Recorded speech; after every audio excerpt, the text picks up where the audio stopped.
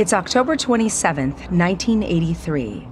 Every single thing that could be searched was being searched. On Old Harbor Road in Anchorage, Alaska, the family home of Robert Hansen is being ripped apart by Detective Maxine Farrell and the Alaska State Troopers. They're searching for anything that can connect Hansen to the murders of two dancers, Sherry Morrow and Paula Goulding.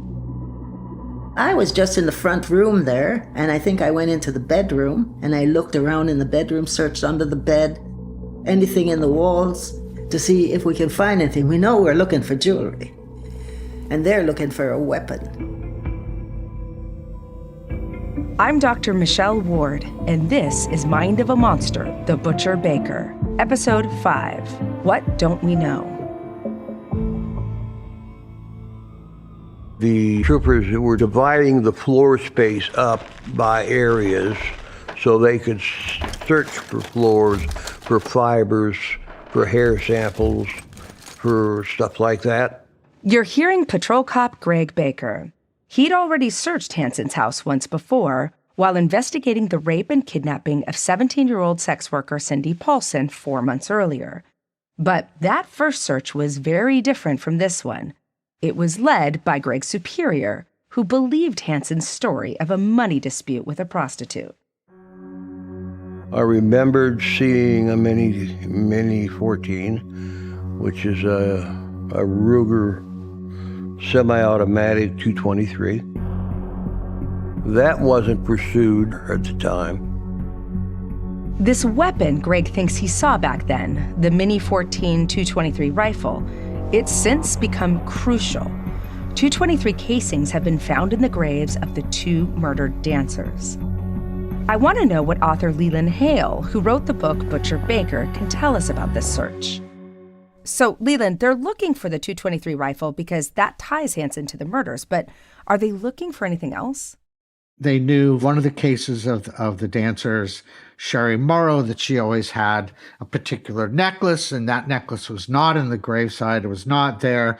So that gives the possibility that he may have kept it as well as mementos. Oh, this is the same necklace that Sherry's boyfriend told Maxine Farrell about. That's right.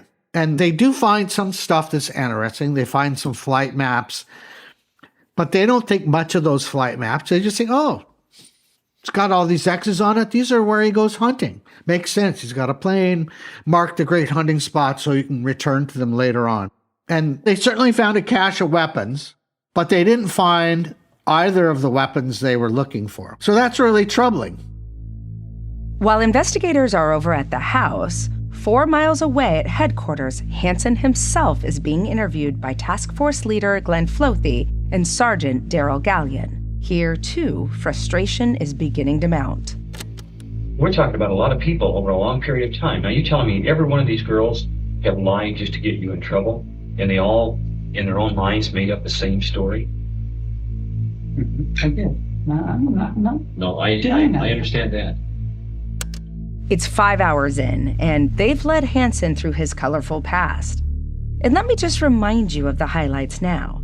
An arrest for rape and kidnapping of a young sex worker in 1971, assault with a deadly weapon on a real estate secretary that same year, 2 other possible kidnapping and rapes between 1972 and 1975, and the kidnapping of black dancer Christy Hayes in 1979. So, Leland, they've taken him through quite the rap sheet, huh? It was masterful because they wanted to lead him up to the present moment. And each time, he's given them the same old story, money dispute with the sex worker. 2 things worth noting about this interview. One, they kind of knew that, Hansen had this tendency to want to be cooperative and helpful. And so he voluntarily said, I'll talk about it. Okay? Then the second thing was they had their hands somewhat tied behind their back because Hansen had an attorney for the Cindy Paulsen case. So they couldn't talk about the Cindy Paulsen case without going through his attorney. So that most recent case where they have the most evidence, they can't pin him down? Right. Glenn Flothe, the lead investigator, has rarely talked about this case in the last 40 years. But we have transcripts of an interview he did behind closed doors in 1984 that's never been heard in public before. And what he says gives us so much insight into how he felt at key points during this case. Here we've used an actor to voice his words as he talks about the restrictions placed on the interview with Robert Hansen. We weren't allowed to talk about it at all because he had got an attorney for the Paulsen case. We'd have to go to that attorney first, so during the whole interview, that was the link between the present and the past, and we were not allowed to discuss that link. I mean, we couldn't look at him right in the face and say, "We know you're the killer." Bob, you're lying to me. Tell me the truth in here.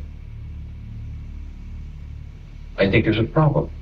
Well, And- what I And like I said, I'm not going to go back and try to prosecute an old case from back in 1971. I simply trying to understand both sides of the story here. And if you're lying to me, it's going to put a real wall between us. When I was listening to this interview, Leland, it's interesting because it kind of reaches this like stalemate.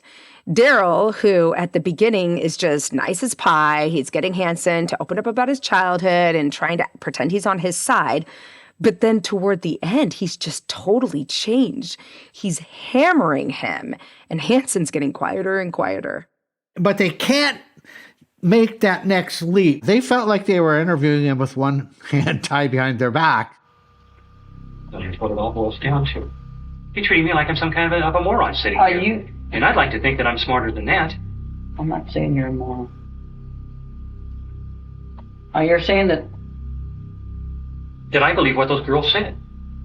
sir, I think I want to get clarified in my mind. I think I better, because this is serious as hell. Sure it is. I think I would like to talk to an attorney and get him to tell me it's all right to talk to you about some backpack things. Sure. I did do that. We shall see. Okay, the time is now 1:56. Discontinue the tape portion of the interview. Mr. Hansen has asked for an attorney. I didn't do that, Hansen says. We shall see, Daryl Gallion replies. Right after this tape stops, that's when Glenn Flothe arrests Hansen. It was an on-the-spot arrest. We got him on insurance fraud, got him on 10 burglaries, filed on 3, and we got him on all the Paulsen charges. He was indicted on all those, but none of the murders. You heard right. At this point, they didn't charge him with murder.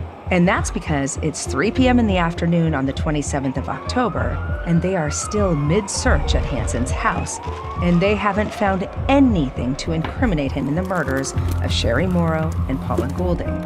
So let's go back to Old Harbor Road. The light is starting to fade on this fall afternoon. We're going to pick up with an Alaska State Trooper who's part of the search, a Lieutenant Pat Kasnick. Our team spoke with him in 2020.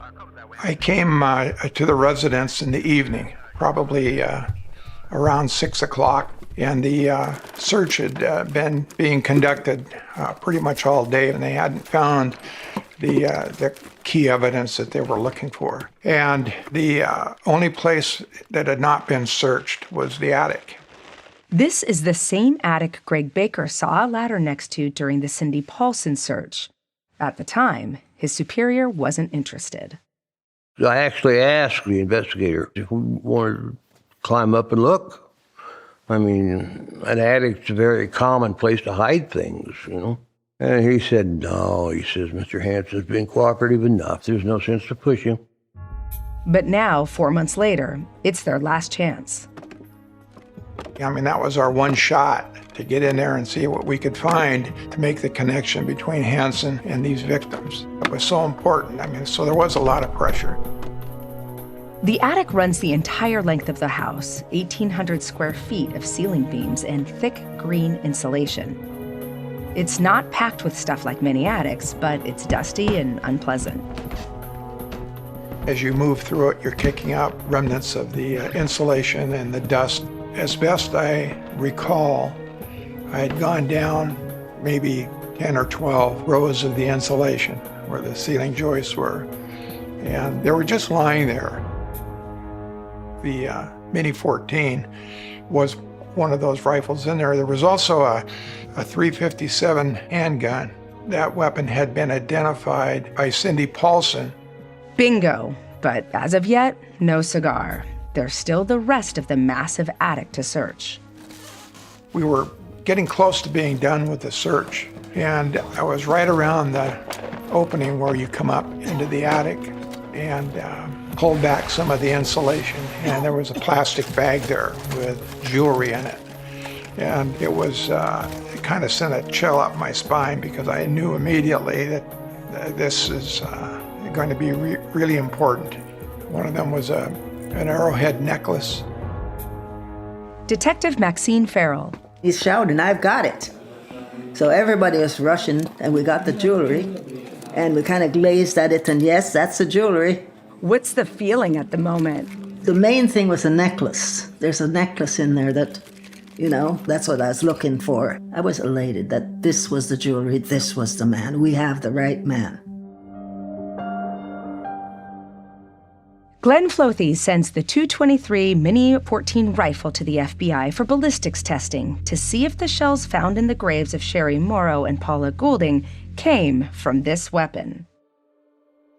So, Leland, there's a fantastic little snafu here, isn't there? The rifle actually gets lost in the mail for a while. You imagine that, right? This is the weapon that we need to target him. Poor Glenn Flothe. This crucial piece of evidence tying Hansen to the murders is, surprise, surprise, lost in the United States Postal Service. Turns up it was on some shipping dock somewhere and they found it. And then they were able to get the match. So they did match the casings from the graves to Hansen's rifle. Yes, they have his weapon and they have shell casings. But it's not like they don't have him.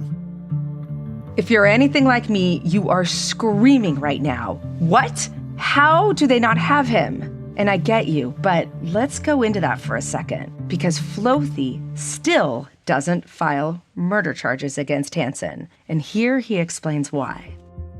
Rather than gamble and throw in a murder and lose a murder case, because all we still had was a gun at that point. Just because he's got a gun doesn't make him a murderer. There's always a chance he could have been flying with somebody else. So we knew we needed a little more. So what we were going to do was slowly piece together the jewelry we found in the house. We had to track that down, see if we could get the victims to identify it. Glenn Flothe, the measured, professorial, non-cop-like cop. But his play here is genius for a number of reasons. One of which is that as soon as he charges Hansen with murder, he then has to hand over all his evidence to the defense, and he doesn't want to hand over any with holes. On that note, I think it's time for you to meet Hansen's defense attorney. This is Joe Evans. I've practiced law in Alaska and Washington State for 47 years now, and very quickly got involved in practicing in the villages in Northwest Alaska. And I, quite frankly, have found it very rewarding to work with the Yupik and Athabascan people. Joe is a city attorney out in the native villages of Alaska, and this is his passion. He spends weeks without internet connection trying to make things better for the community up there. Along with his colleague Fred Dewey, Joe met Hansen when he was originally arrested for the rape and kidnapping of Cindy Paulsen in June 1983. I recall Fred coming in to me and talking about his first meeting with Robert Hansen, and I asked Fred, what do you think? Because you've got to make some credibility assessment for your client. And Fred said, well, I think I believe him. He impressed me as a quiet, somewhat meek person, very well-spoken. His explanation was that it was a business transaction with a prostitute. He paid her X dollars, and then she wanted more money, and they had a fight about it. I have to admit, it sounded, the part to me that I didn't understand is, why is she running naked down 5th Avenue near Merrill Field? But again, that's not my job as a criminal defense attorney. My job is to listen to my client, do the best I can to present him in a light that will get law enforcement focus off of him. I guess I'm just really interested in the fact that you and Fred felt he was credible. Why do you think that was? Was it his demeanor or the fact that he had a family? It's really a mixture of all of those things. He ran a bake shop down on, I think it was H Street. I think he had, was it 2 children? A son and a daughter. He lived in a fairly modest home. And frankly, when you combined all of those things, it sure seemed to me that the sort of activities initially that they wanted to investigate him for seemed a little bit far-fetched. He seemed respectable to you. Yes. There is that word again, respectability. It's starting to feel like code for the assumption that someone is truthful because of their status. But I'm not picking on Joe here. If we're all honest with ourselves, don't we all do this? Don't we all make this assumption? So then 4 months later in October, Hansen contacts you again. And this is after his house has been searched and after he's been arrested by Glenn Flothe. I actually heard from him that he had been arrested. And as I recall, initially, because that's what the police were talking about, it was the Cindy Paulsen matter. And then Fred, he said, I think there's more to it than that. And we really didn't know what the more to it was until I saw the return of the search warrant. The officers have to list what they seized during the search. And of course, they listed not only weapons, but they listed maps, pieces of jewelry, newspaper clippings, ID cards. It was clear that this is more than just the Cindy Paulsen kidnapping and sexual assault. Was that the moment where you were like, whoa, this is a much bigger deal than I ever thought? I'm now involved with something incredibly complicated. This was certainly my first oh shit moment, but my shut the fuck up moment came later. Remember that, because that shut the fuck up moment is right around the corner for us, too. In the meantime, Joe and Fred can only work with the charges Hansen is under, and as of yet, these don't include murder. So as they wrestle with the defense against they're not sure what, lead investigator Glenn Flothe continues to build his case. Up until that time, it was go, go, go, a mile a minute, push, push, push. 12 hours a day, 7 days a week, scamming the DAs, trying to do this, trying to do that, trying to pitch a hat and cane, song and dance, and the whole routine. And finally, I sat down with Pat. That's Pat Dugan, the assistant DA who put together the search warrant with Flothe. They're sitting in Glenn's office going over the evidence from Hansen's house, and Flothe pulls out the flight maps. There's handwritten X's dotted across the surface. I think then is when it finally hit me. When I was sitting there talking to Pat, I sort of got a cold chill and it was very quiet. I started pulling cases, and the first one I pulled that was up on the wall was this Joanna Messina. Joanna Messina was a woman who went missing in Seward in 1980. Her body was found in July of the same year. But Seward is a several hours drive from Anchorage, so there's no official connection between her case and the case of Sherry Morrow and Paula Goulding. But on Hansen's flight map, there's marks in and around Seward. The investigator on that case was one Chuck Miller. I laid this map down on the table, and I called the investigator over and I says, Chuck, why don't you show me where Joanna was buried? Because I didn't know. I mean, I knew generally the area, but I didn't know specifically the area. Chuck Miller walks over and looks at the map and he says, okay, now here's Seward and here's the railroad tracks and up here and oh, you've already got it marked. There's an X right there. I told Chuck, I says, well, I didn't mark that, Chuck. Robert Hansen did. Because, you see, that's his map that we got out of his house. At that point, we realized that we had an X on there from Joanna Messina, Eklutna Annie, Sherry Morrow, and Paula Goulding. It was, oh my God, what has this man done? There are 22 X's on Hansen's map.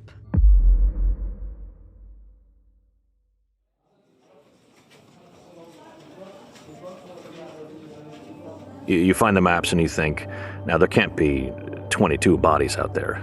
These are favorite hunting spots. You try to give yourself more reasons why it can't be, then why it can. It just seems almost grotesque to think that these maps represent bodies. It's early 1984 in the Alaska State Trooper office in Anchorage. Lead investigator Glenn Flothe believes maps recovered from Robert Hansen's house show the location of up to 22 dead bodies, 4 of which have already been recovered. His voice here is read by an actor.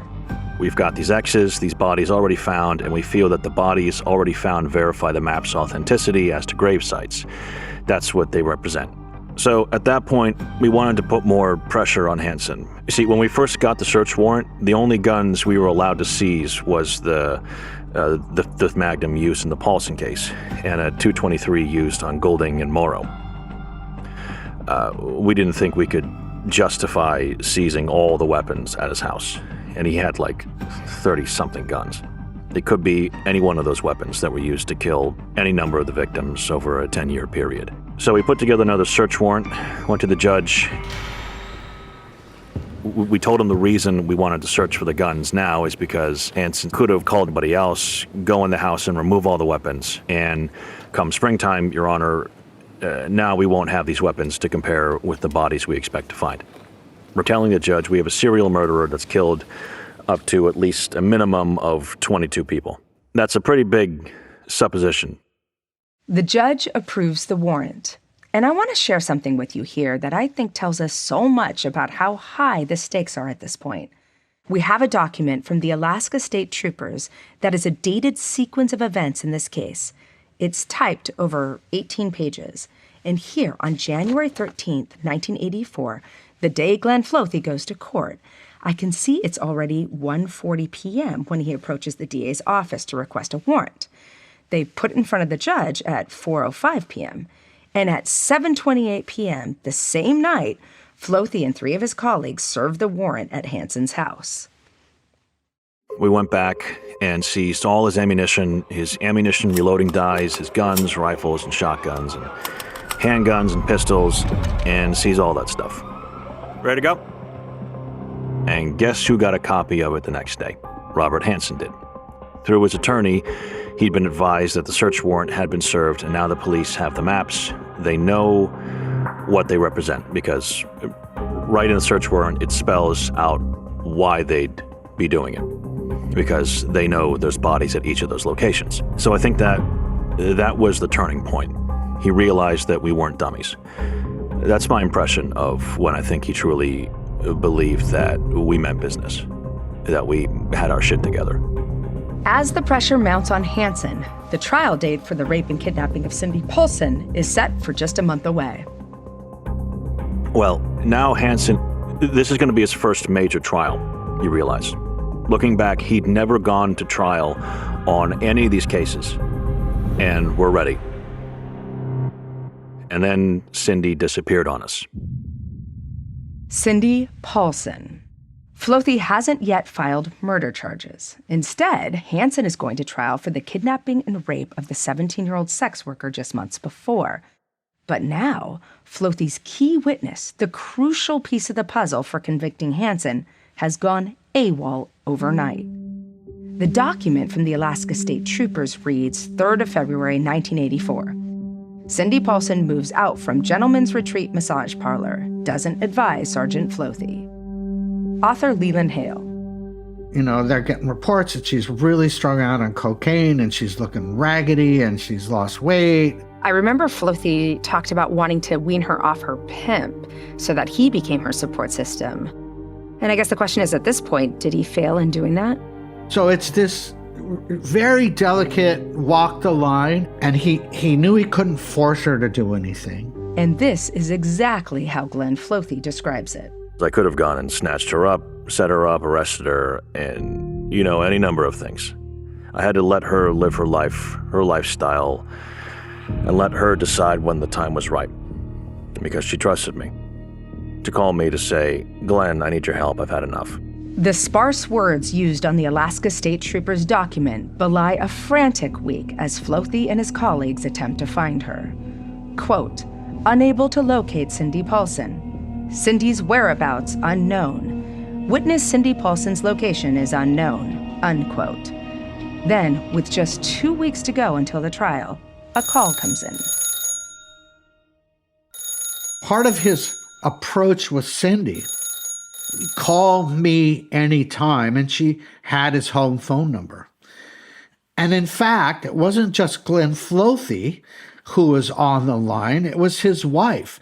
So his wife also played a role. And so, ultimately she trusted him enough to say, look, you got to come get me out of here. So he remembers going there. He's got backup. He takes her out, and the pimp comes down and kind of looks at her. And Flothe says, she's coming with me, and off she goes. And at this point now, Flothe, he's set up this sort of alternate living arrangement where she's living with this family, and she's cooking and cleaning and all this stuff. Christian family. Turns out they go to the same church that Darla Hansen goes to. There's just no escape here. It's a small place, right? We've got a witness off the street and ready to testify. And at that point, everything came to sort of a screeching halt. There was nothing from the defense. Up until that time, they're demanding to see the witness, demanding this and demanding that, trying to throw this out. And they're supposed to come over and view the evidence at the trooper office, and they schedule it twice. And both times they don't show up. Supposed to do the interview with Cindy Paulsen, right? They've been harping about, and all of a sudden there's nothing from them wanting to do the interview. Joe, on the defense side, what's going on? I believe Hansen contacted us the next week and said he wanted to speak to us, and we went out and spoke to him. Hansen, he's in jail at this time. That's right. The only thing I remember is he wanted to clear the decks, or he wanted to explain things. Hansen asked you to get in touch with the DA's office to arrange a meeting. What do you think prompted Robert Hansen to do that? I think I told Robert, use an expression, the jig is up. They have found in your home direct evidence of your involvement with at least 4, if not 5, women that have been murdered. So at this point, Robert, your ability to bargain is fairly limited. But my concern, and I expressed it to him, I said, Robert, I'm not sure that that's in your best interest now to go into an interview with the district attorney because 1, it's going to be very long, and 2, they're not your friends. They're looking to try and charge you with as many possible offenses, crimes, murders as possible, and that's not in your best interest. And he didn't get upset or angry with us. He just said, I understand that. I understand that this could not be in my best interest, but I want to do it. And we said, well, if you want to do it, you're the client. So before we go on, you need to meet someone else. Until now, I've told you all about how Flothe is still building his case, and that's true. He is instrumental in this pretrial period, but he's not a lawyer. So the guy who's brought in to prosecute for the state and work alongside Flothe is Assistant DA Frank Rothschild. The Mind of a Monster team spoke to Frank in 2020. The message to Robert Hansen was, you're not catching any break. He knew we'd found the map. He knew the guns we'd seized and what they were going to tell us.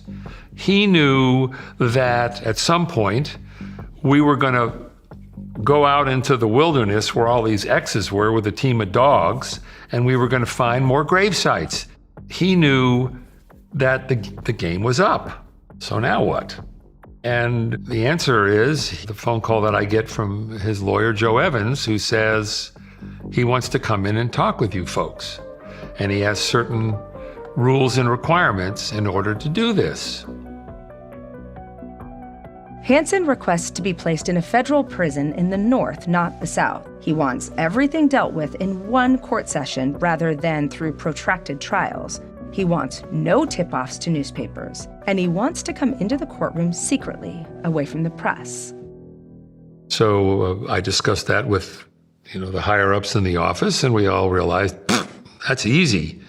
We can do all of that. That's going to save the state of Alaska years and years and years of prosecutions, of millions of dollars, of appeals, you name it. All of a sudden, boom, it's all going to be done. 1, 2, 3.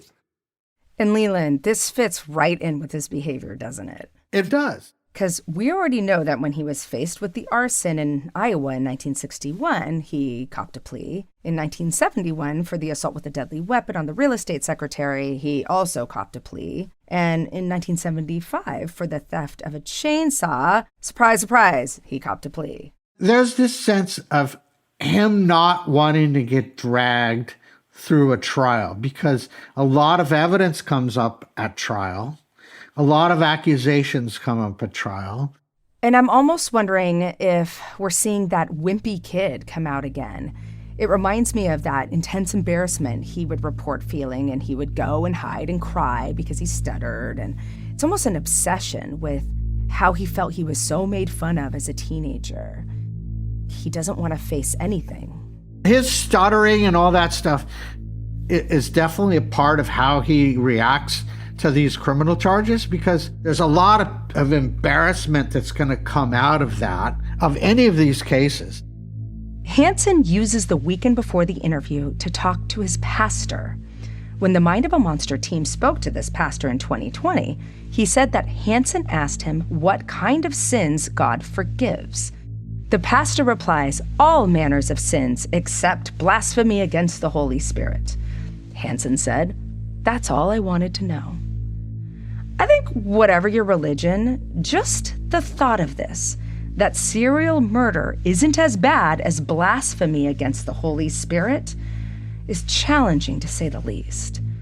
But if Hansen is anything, he's consistent.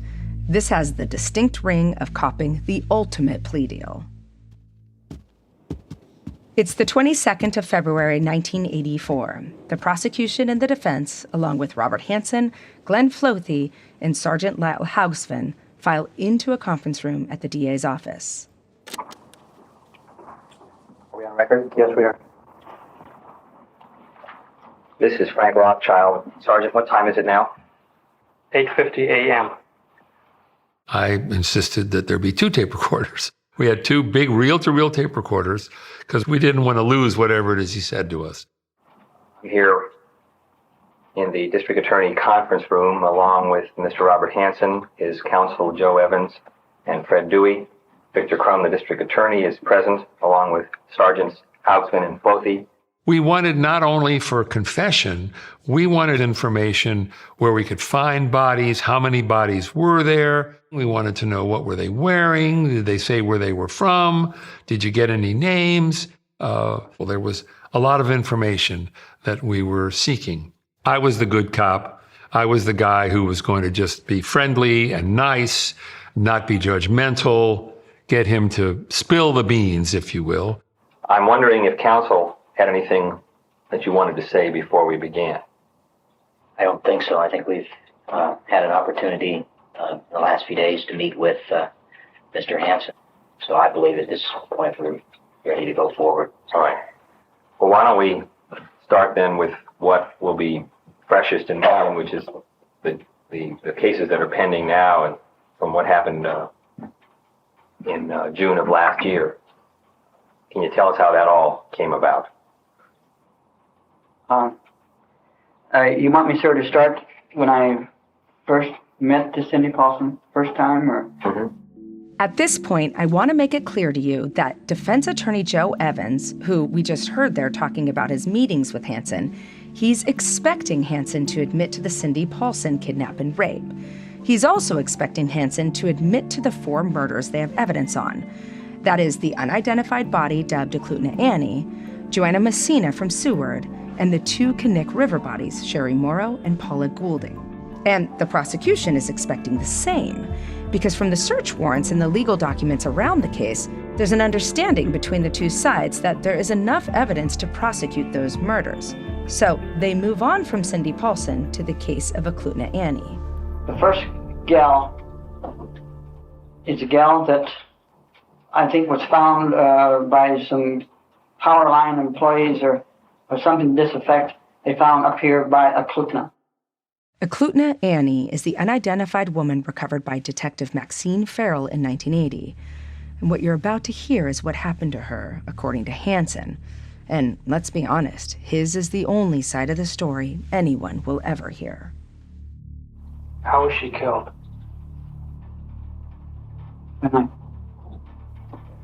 Tell me what happened with that. Gentlemen, I can't remember if I picked her up as a dancer or if she was a prostitute uptown. I just pointed a gun at her. I said, "Now look, you do exactly what I tell you, and don't give me any problems whatsoever. There's going to be you won't get hurt in any way, shape, or form. I promise you that." But then Hansen's truck gets stuck. He tells this woman, the woman who will become a Clutina Annie, to get out and help him.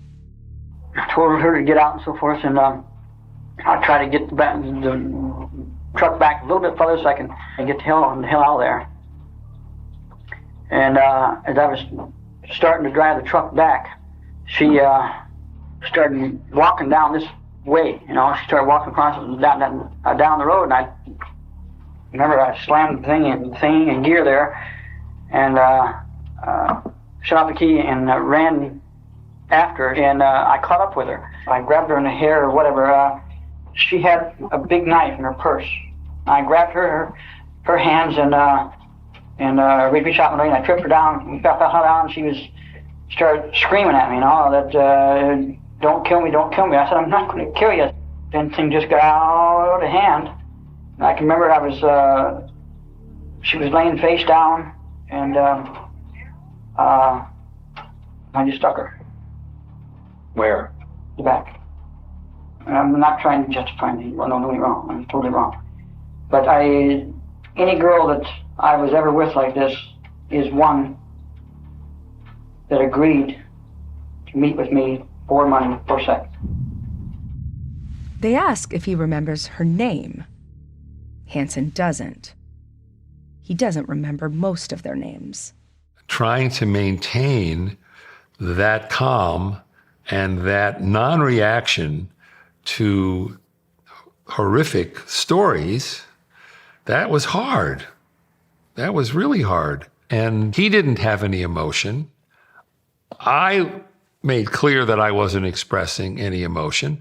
It would be like, "Oh, well, gee, Bob, now that you've told us about how you killed this woman and buried her, what was the next woman?" And I would just be, "What was next? How'd the next one go, Bob?" That's what it felt like. Joe, you're Hansen's defense attorney. What was it like hearing him talk about the murders? The more it became clear that the original story he had told us, he had left out a lot of detail. I mean, here's a guy who's sitting there, and you've read the transcripts, almost matter-of-factly talking about what he did to these women. And whether they were prostitutes or whatever makes no freaking difference.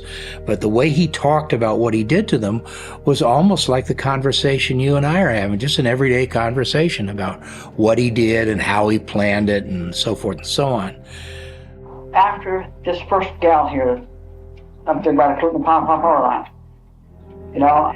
I found myself, after a period of time, back uptown, looking again.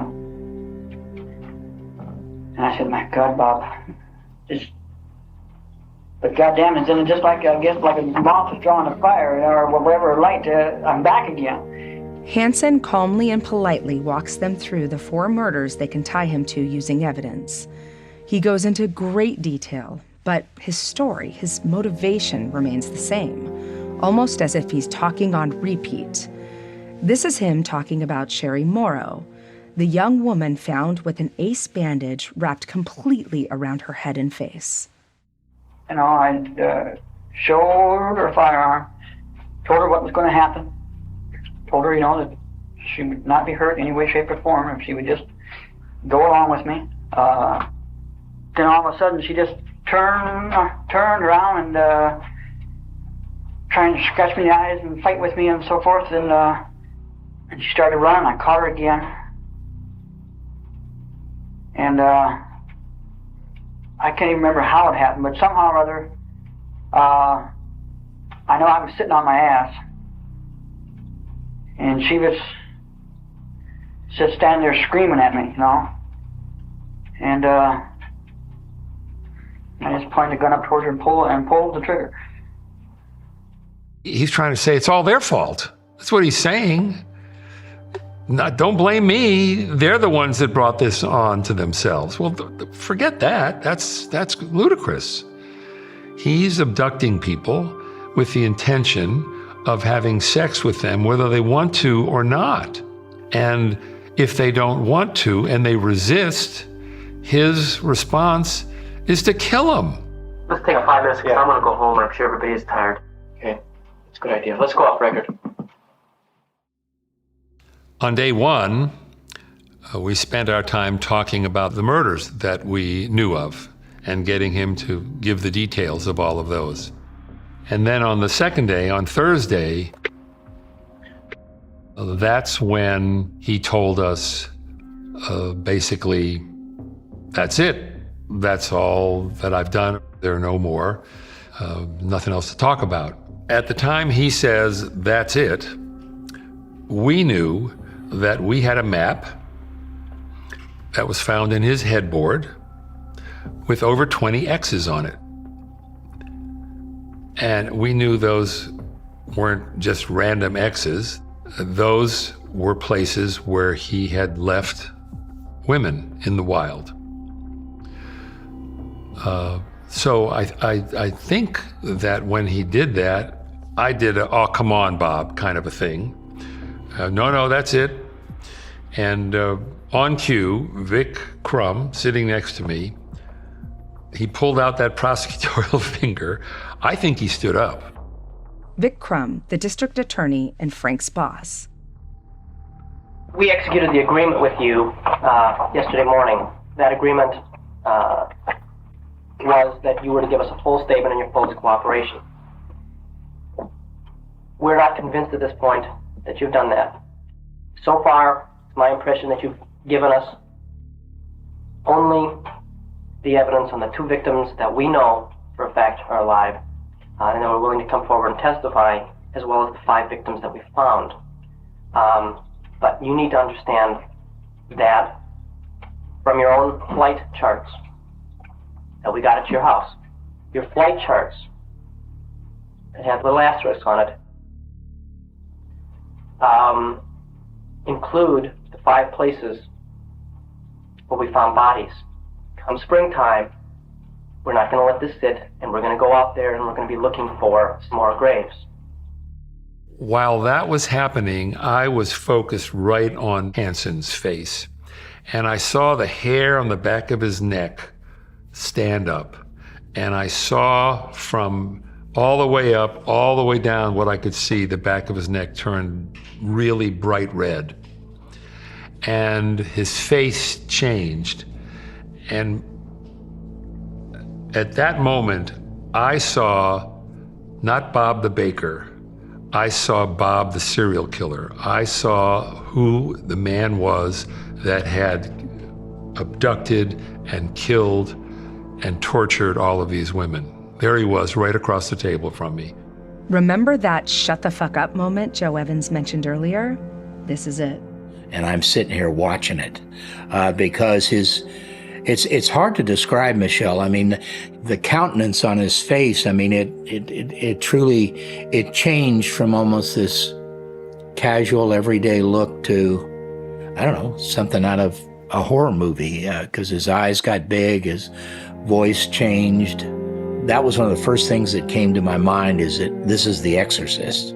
Can you talk to me a little bit about how you felt at that moment? I wasn't scared. I mean, I was scared for 13 months when I was in Vietnam. I mean, that was true fear. It didn't bring about fear. It did bring, my God, what don't we know? Next time on Mind of a Monster, the Butcher Baker. I'm yelling at him. I'm saying, what? I'm using the F word. I said, what the fuck's going on? Mind of a Monster, the Butcher Baker is produced by Arrow Media for ID. The executive producer for ID is Jessica Lowther. Arrow Media's producer is Jess Lindevere. Editor, Millie Tapner. Audio engineering by Mahoney Audio Post. Our line producer is Philippa Whittle. Our production manager is Alexandra Kelly. Our junior production manager is Jody Tanner Wild. Our production coordinator is Shannon Tunicliffe. Our archive producer is Katia Lohm. And our assistant producer is Isabel Wilson. Glenn Flothe voiceover by Mike Bodie. Arrow Media's series producer is Gabrielle Nash, and executive producer is Stuart Pender. I'm your host, Dr. Michelle Ward. You can follow this series wherever you get your podcasts. We'd love it if you could take a minute to leave us a 5-star review on Apple Podcasts. It really makes a difference.